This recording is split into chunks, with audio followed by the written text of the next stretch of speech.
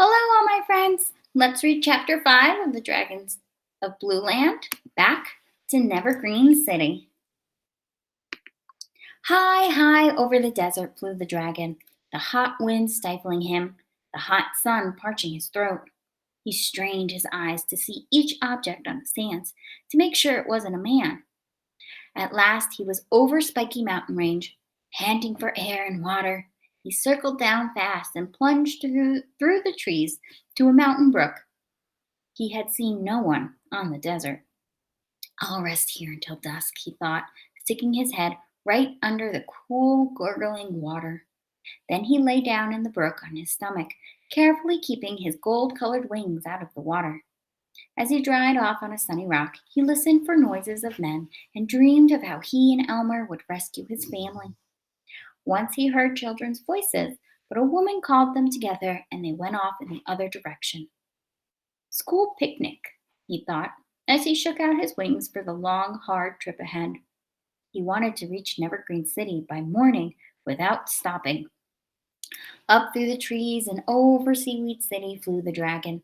He saw lights popping on suddenly along the streets, in houses, but he didn't hear a little boy scream, "Mommy, come look at the dragon in the sky."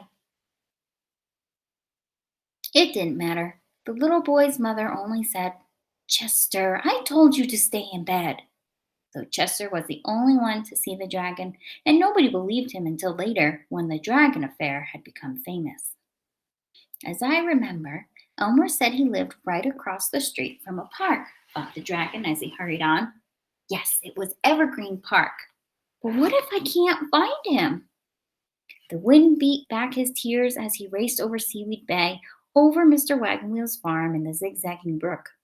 He thought he could see the road as the moon slipped in and out among the clouds. He flew to the coast of Popsicornia and followed it southwards. Suddenly he felt flooded in light. What had happened? The moon? No. He looked down and saw a beam of light leaping up from a ship off the coast. He violently zigzagged up and down, to one side and then to the other, trying to get rid of the light. Men were shouting on the ship. Into the beam, out again, flooded in light. Out of the beam again he flew.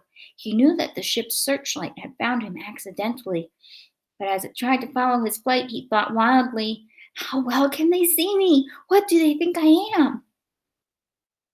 And then, as suddenly as the light had found him, it lost him.